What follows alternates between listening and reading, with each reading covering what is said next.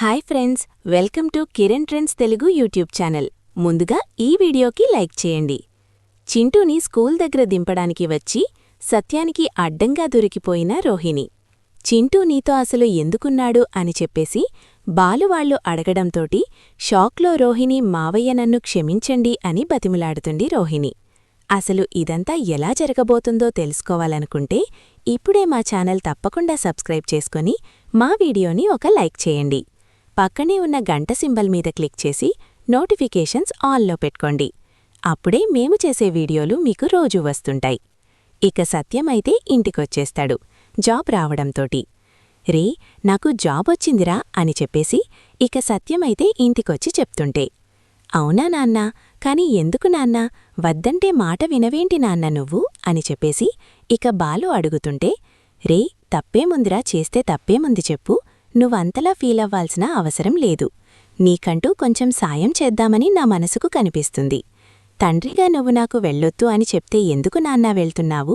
రే, నా కొడుకురా నువ్వు, నాకు చాలా చేశావు. నేను నీకు రివర్సులేమి చెయ్యకపోతే ఎలాగా అని సత్యమంటుంటే, అలా కాదు నాన్నా, ఏం కాదురా, ఏం పర్లేదు. జన్మిస్తే మాత్రం ఇంతలాగా నువ్వు నాకిన్ని సహాయాలు చేస్తుంటే నేను చూస్తూ ఊరుకుంటాననుకుంటున్నావా? నువ్వు నా కొడుకువి, నా ప్రాణం కన్నా ఎక్కువరా నువ్వు. వీళ్ళిద్దరూ ఎలా ఆలోచిస్తారో నాకు తెలీదు, కాని నువ్వెలా ఆలోచిస్తావో నాకు బాగా తెలుసు. నువ్వంటే నాకు చాలా ఇష్టంరా. అందుకని నీ అప్పుల్లో సగభాగం నేను కూడా పంచుకుందామనుకుంటున్నాను, మీనాలాగా. తప్పేముందిరా చెప్పరా, నువ్వే చెప్పు, చెప్పమ్మా మీనా, నువ్వన్నా చెప్పు అని ఇక సత్యం అంటుంటే, అది కాదు మావయ్య, ఈ వయసులో మీకు టెన్షన్స్ అన్నీ ఎందుకు, డబ్బుల విషయం గురించి కష్టపడడం ఎందుకు అని వద్దంటున్నారు ఈయన.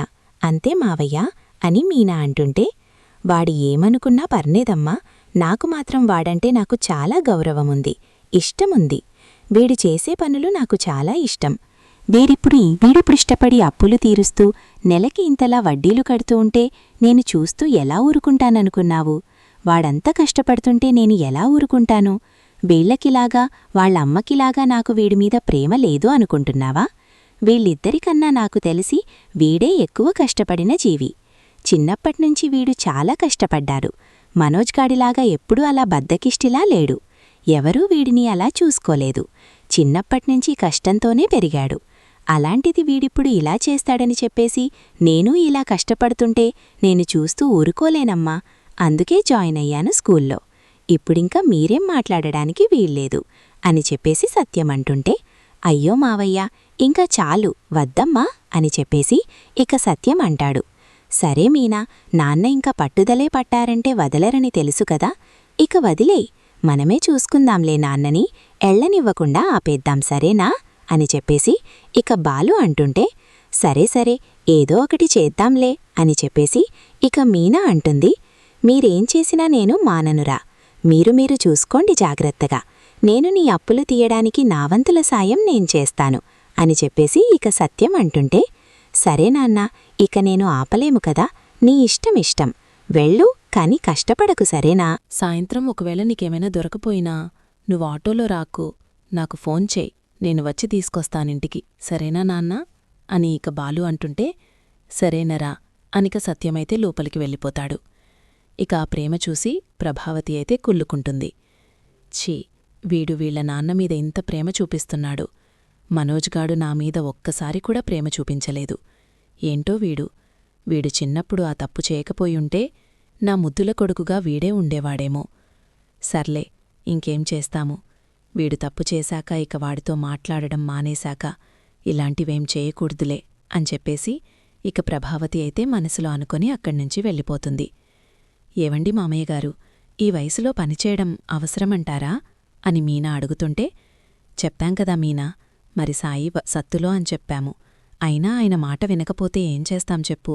అయినా వారానికి ఒక్కరోజే అంటకదా, నువ్వేం కంగారు పడాల్సిన అవసరం లేదులే. బుధవారం రమ్మన్నారంట కదా నాన్నని, కాబట్టి మనం పెద్దనాన్ననేమీ స్ట్రెస్ చేయాల్సిన అవసరం లేదు, సరేనా అని చెప్పేసి ఇక బాలు అంటుంటే, సరేనండి, మామయ్యగారిని ఎక్కువ టెన్షన్ పడద్దు అని చెప్పండి, చాలు. ఆయన మళ్ళీ ఎక్కువ స్ట్రెస్ తీసుకుంటే అసలుకే 2 టైమ్స్ హార్ట్అటాక్ వచ్చిందాయనికి, అందుకని కొంచెం జాగ్రత్తగా ఉండమని చెప్పండి అనికు నీనా చెప్తుంది. నేను చెప్తాన్లే మీనా, స్కూల్లో కూడా ఇన్ఫార్మ్ చేస్తాను. ఇంగో రంగారావు మామయ్యకు కూడా చెప్తానులే నేను అని చెప్పేసి ఇక బాలు చెప్పడంతోటి సరే నేను వెళ్తే వంట చేసుకుంటాను అనిక మీనా వెళ్తే వెళ్ళి వంట చేస్తూ ఉంటుంది. అమ్మా నాన్న మంచి పని చేశారు కదా అని మనోజ్ వాళ్ళైతే వెళ్ళి ప్రభావతి రూంలోకి వెళ్ళి మాట్లాడుతుంటే, రేయ్ మొన్నే నీకొకటి పడింది ఈపీ మీద మెడ మీద, ఇంకొకసారి మళ్ళీ పడుతుంది దవడిమీద, గట్టిగా పడుతుంది చూసుకో అని చెప్పేసి ఇక ప్రభావతి అంటుంటే, ఏమన్నానమ్మా అని మనోజ్ అంటుంటే, ఇంకేమనాలిరా నువ్వు చాలా అన్నావు. మీ నాన్న ఈ వయసులో పనిచేయడం నాకస్సలిష్టం లేదు, కానీ నువ్వు చేసిన పనివల్ల నేను చేసిన పనివల్ల ఆయన ఇంకా కష్టపడుతూనే ఉన్నారు.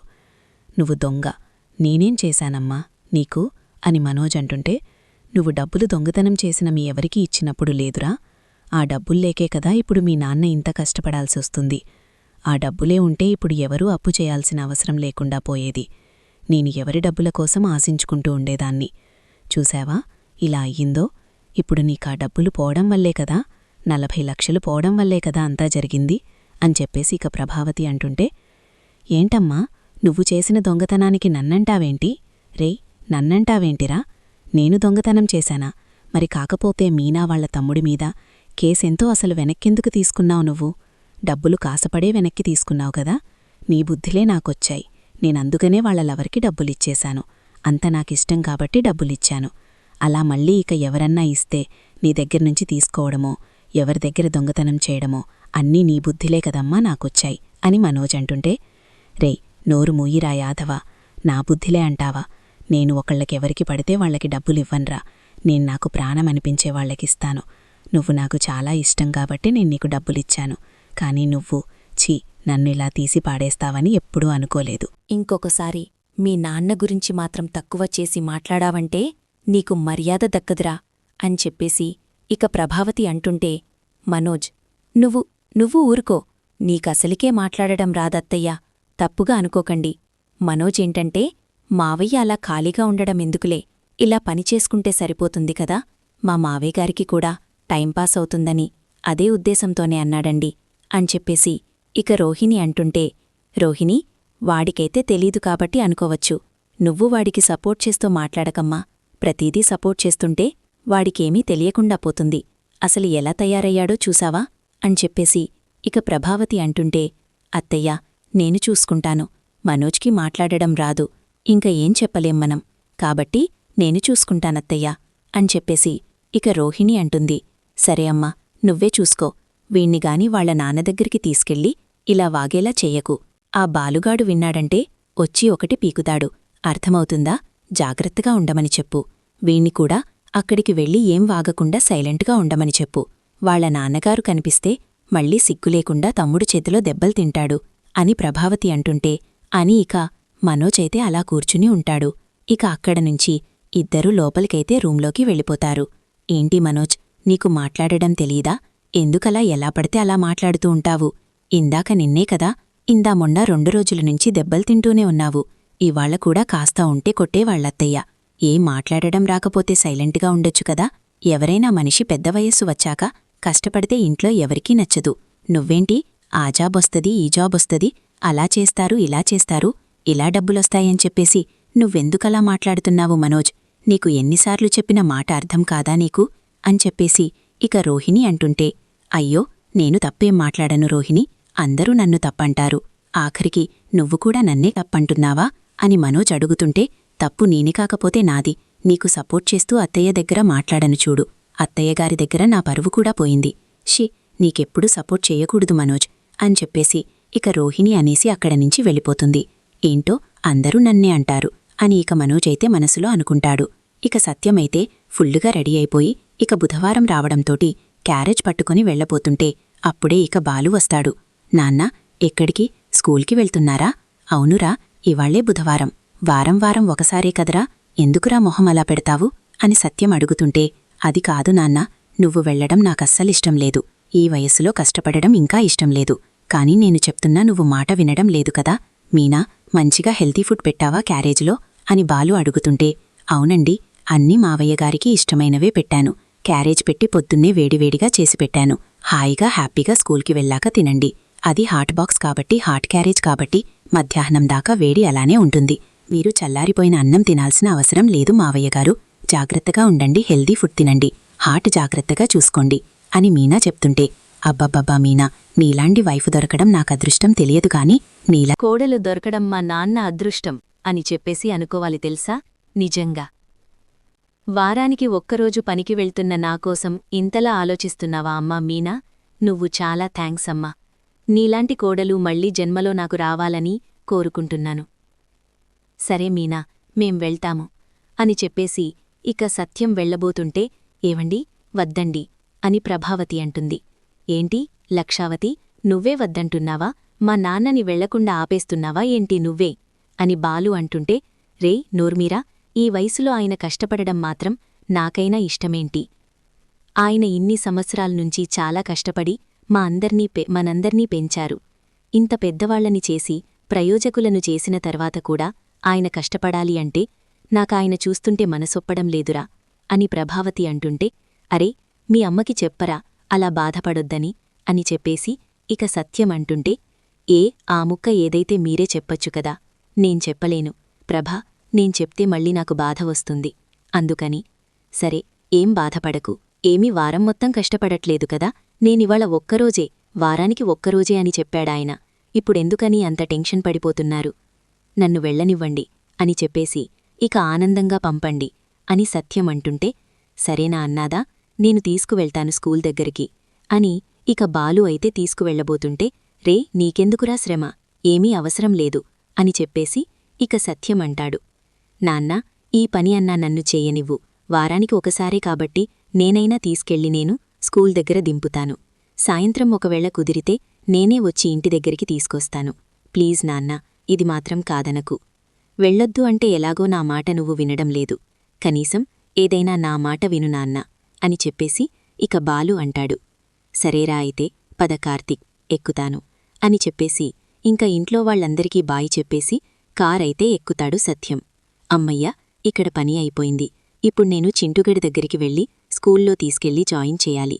అసలికి ఫస్ట్ డే కదా, వాణ్ణి తీసుకెళ్లి జాయిన్ చేయాలి అని చెప్పేసి ఇక రోహిణి మనసులో అనుకొని, రోహిణి కూడా ఇక ప్రభావతికి, అత్తయ్య నేను కూడా వెళ్తున్నాను పార్లర్కి, టైమయిందని రోహిణి కూడా అక్కడ్నుంచి వెళ్ళిపోతుంది. ఏంటి రోహిణి, అప్పుడే వెళ్ళిపోతున్నావేంటి? కొంచెమివాళ అర్జెంట్ పనుంది అత్తయ్య, తర్వాత మాట్లాడతాను మీతోటి అనింకా అక్కడ్నుంచి వెళ్ళిపోతుంది రోహిణి.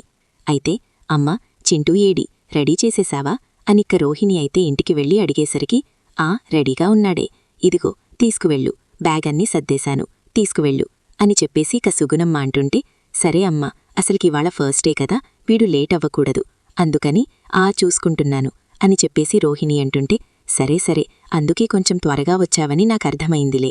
ఇంక వీడు స్కూల్కి టైముంది, నువ్వేం కంగారు పడకుండా మెల్లగా స్కూల్కి తీసుకువెళ్ళు అని చెప్పేసి సుగుణమ్మ అన్నంతోటి ఇక చింటూని అయితే స్కూల్కి తీసుకువెళ్తుంది రోహిణి.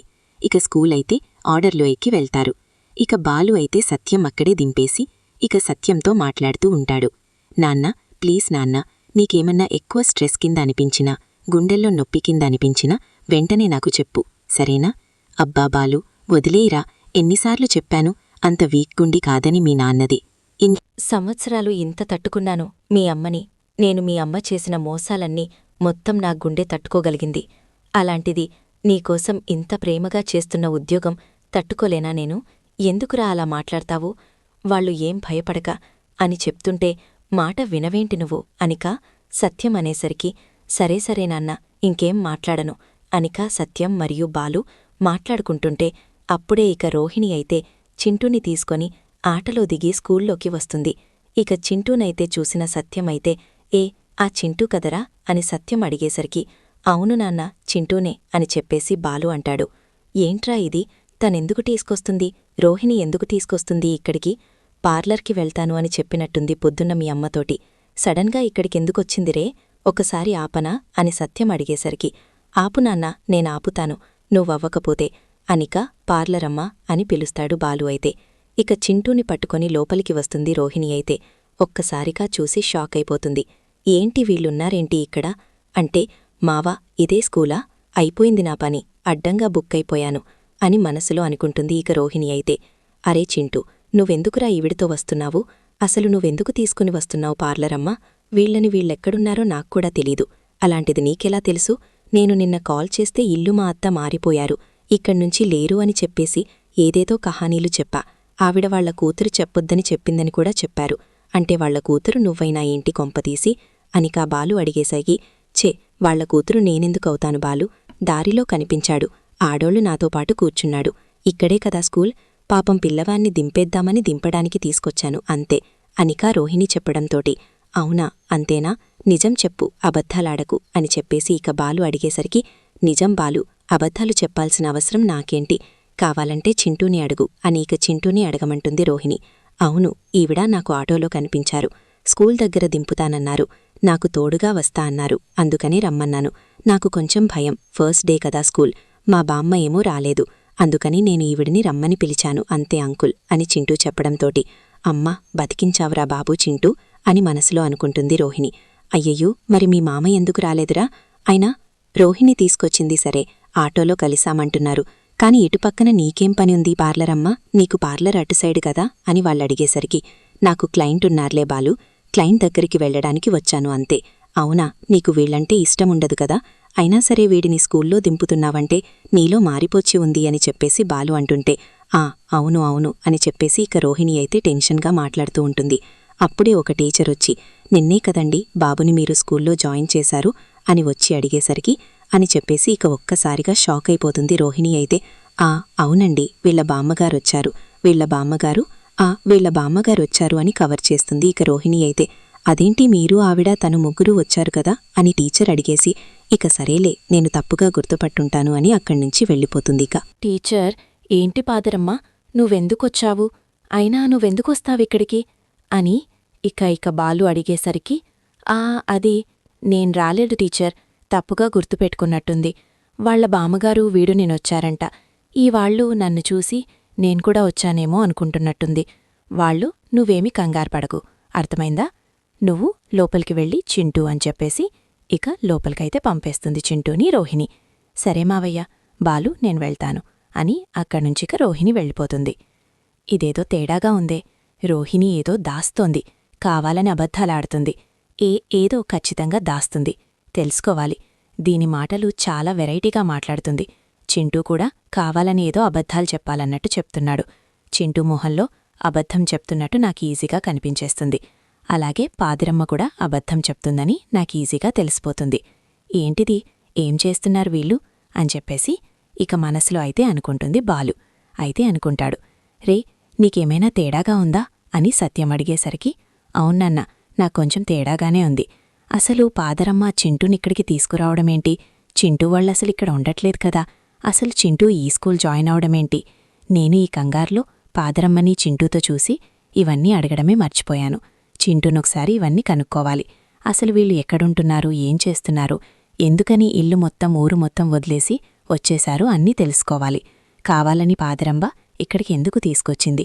పాదరమ్మకి చింటూకి, చింటూ వాళ్ళమ్మకి సంబంధమేంటి?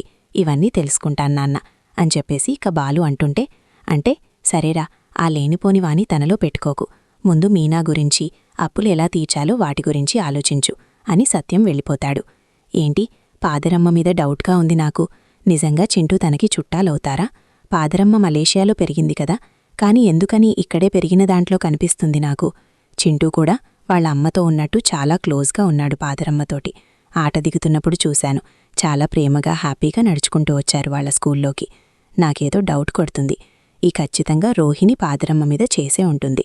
చింటూని వాళ్లకి వీళ్లకి ఖచ్చితంగా సంబంధం ఉండే ఉంటుంది. కనిపెడతాను, త్వరలోనే కనిపెట్టి బయట పెడతాను. అప్పుడుంటుంది చూడు పాదరమ్మకి, మామూలుగా ఉండదు అనిక మనసులో అనుకొని బాలు అక్కడ్నుంచి వెళ్ళిపోతాడు. అమ్మో, బాలు నన్ను చూసేశాడు. బాలు ఖచ్చితంగా డౌట్ వచ్చే ఉంటుంది. ఇప్పుడేం చెయ్యాలి? ఒకవేళ చింటూని కలిసి చింటూ వాళ్ళు ఎక్కడుంటున్నారా అని చెప్పేసి చింటూని అడిగితే, చింటూ వీళ్ళు చెప్పేస్తే, అడ్రస్ చెప్పేస్తే, అమ్మో, మళ్ళీ రేపట్నుంచి మీనా బాలు ఇద్దరూ ఆ ఇంటికి వస్తారు. నా కొడుకుని మా అమ్మని కలవడానికి లేకుండా పోతుంది. దేవుడా, నువ్వే కాపాడాలి నన్ను అని చెప్పేసి ఇక మనసులో అయితే దేవుణ్ణి కోరుకుంటుంది రోహిణి. మా వీడియో మీకెలా అనిపించిందో కింద కామెంట్ సెక్షన్లో తెలియజేయండి. మా వీడియో కనుక నచ్చితే మా వీడియోని లైక్ చేసి తప్పకుండా మా ఛానల్ సబ్స్క్రైబ్ చేసుకోండి. పక్కనే ఉన్న గంట సింబల్ మీద క్లిక్ చేసి నోటిఫికేషన్స్ ఆల్లో పెట్టుకోండి.